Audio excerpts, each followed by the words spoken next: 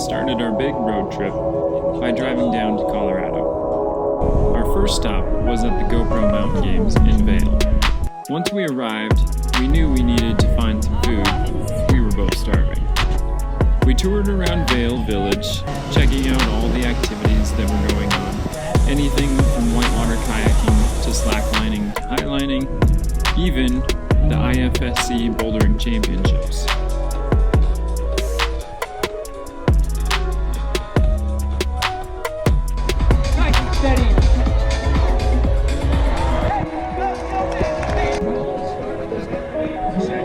Throughout the next 2 days, we walked through the cobblestone streets of Vail, checking out all the activities, but also seeing all the vendors. There were hundreds of them set up. We took advantage of all their free giveaways or their sweepstake opportunities.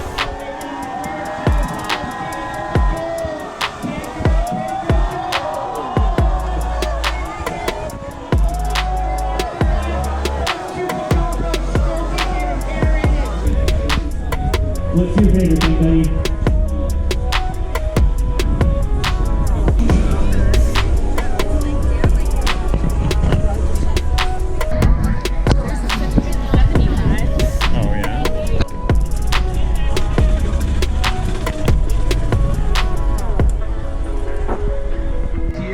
You can tweet me at Steep Skiing. Let me know.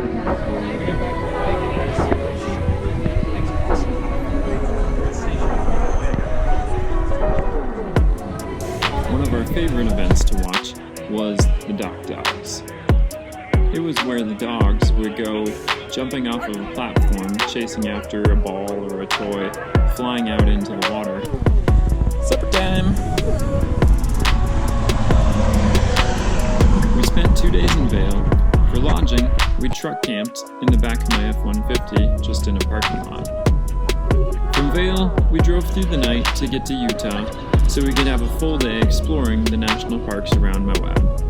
Colleen loved to pass the time by watching downloaded episodes of Friends, or we had good road trip playlists queued up ready to go. Breakfast on the road. It is 9:05 a.m. on the dot here in Arches National Park. There's our first My. Now, I don't know if you know this about Isaac, but he is kind of an arch fanatic. He loves a good arch, just like I love a good body of water. He knows a good arch when he sees one, and so he's going to be our arch raider on this trip. We're going to see the archiest of arches and some not so archy.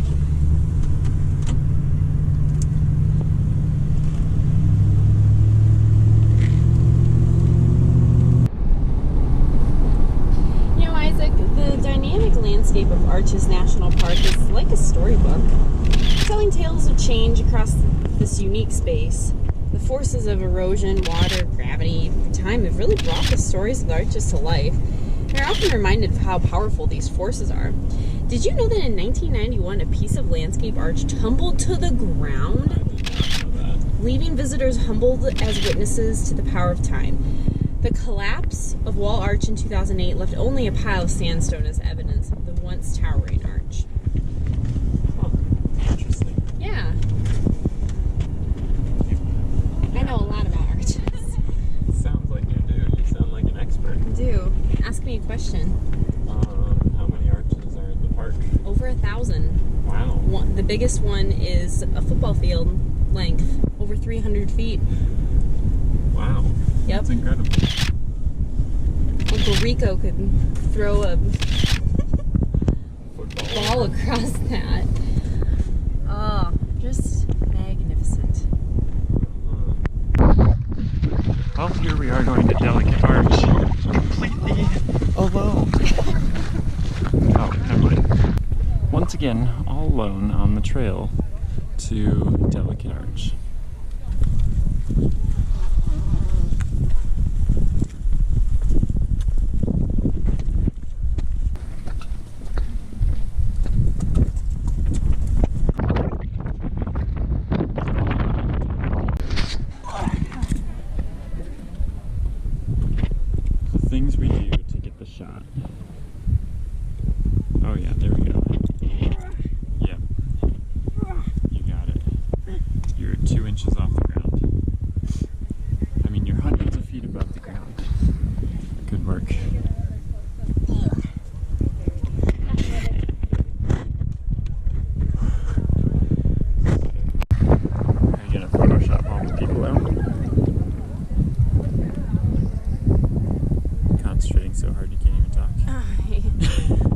Yes. I will Photoshop the people out. They're ruining what could be a very nice day.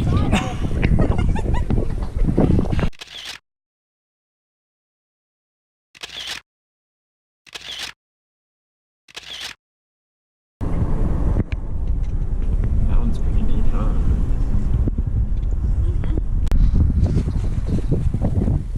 Lunchtime. Finally. Colleen's been waiting hours for this. Almost to the point of getting hangry.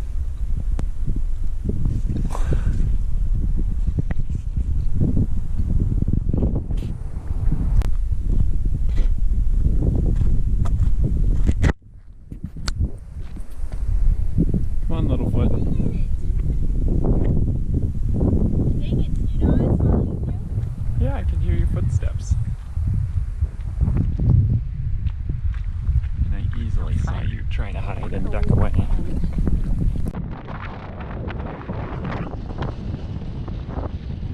After lunch and a couple of hikes in Arches National Park, we hit some back roads and drove through some dry washes on our way over to Canyonlands National Park, where we would spend the rest of the afternoon.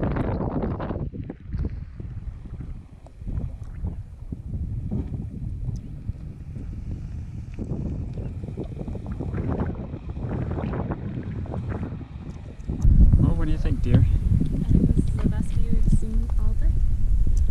Turning up a little bit. My eyes are so dry. And it's so beautiful. It's incredible.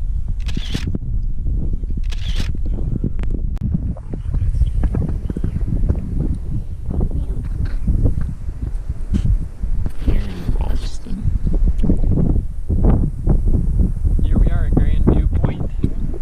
Overlook. It is quite a grand view.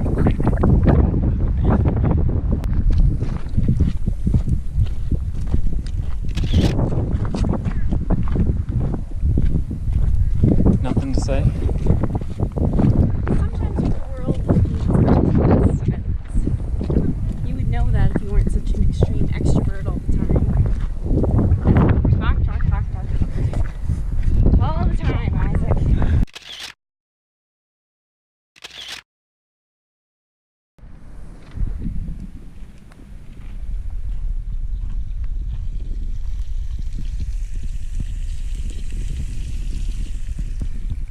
This view is just something else, though. Might be a little windy, but it's incredible.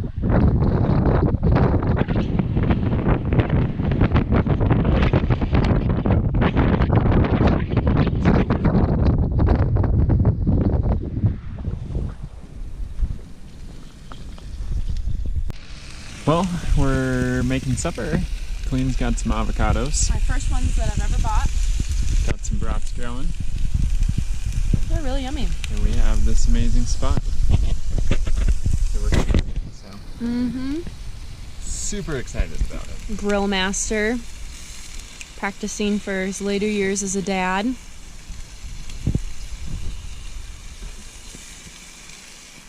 Shrug. being a good husband. Which he already is. And this view, though, $0.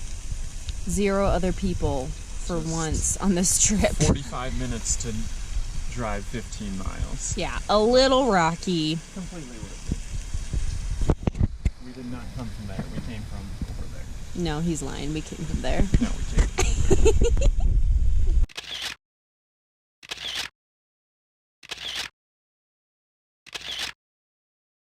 Enjoying the sunset. We thoroughly enjoyed the colorful sunset and got a good night's rest. We spent the next morning organizing and cleaning the truck and had some good quiet time. Then we took care of some work and emails in Moab at a coffee shop. Eventually, we drove along the Colorado River and wished we had our climbing gear for our time at Wall Street climbing area. From there, we drove south to Valley of the Gods. We were blown away by the towering monuments and the beautiful red rock cliffs. We made our way up the road at Moki Dugway, where we made camp for the night, before moving on to the Grand Canyon the next day. Moki Dugway. Well, actually Muley Point at Moki Dugway, and checking it out, seeing if we can get down off the cliff onto a lower ledge and check stuff out. But there's tons of canyons out there. Oh, we found a way under to the lower level. We were up there.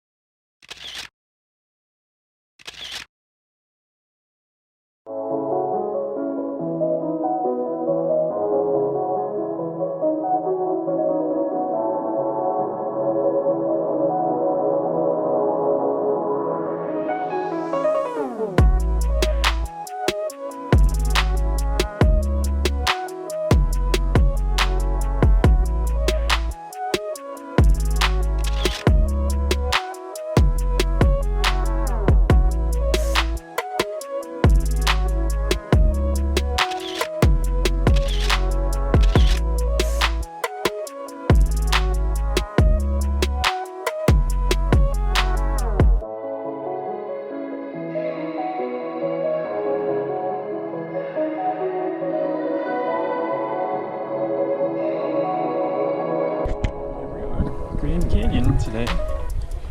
I've actually been here before. Little known fact, I was here as a 5th grader, which is actually the big children that Isaac now teaches. So, kind of cool. Oh my word. Wow. That's pretty, yeah, incredible and grand, like you said.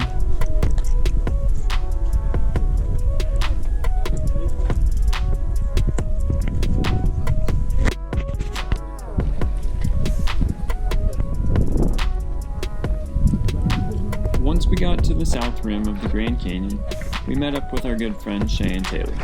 We hiked a portion of the Kaibab Trail down into the canyon and had a good time. From there, we spent the next 2 nights in Flagstaff. Could be, but wasn't.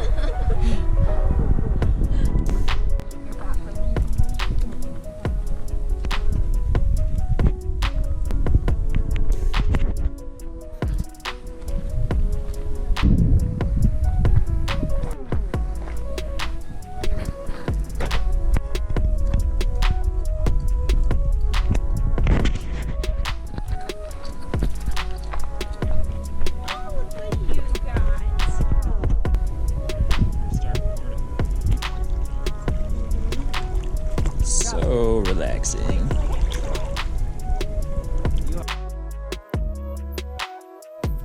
Hours tomorrow is what we're looking at. The rest of the trip was a blur as we drove from Flagstaff to Minnesota back to South Dakota over the course of a couple days.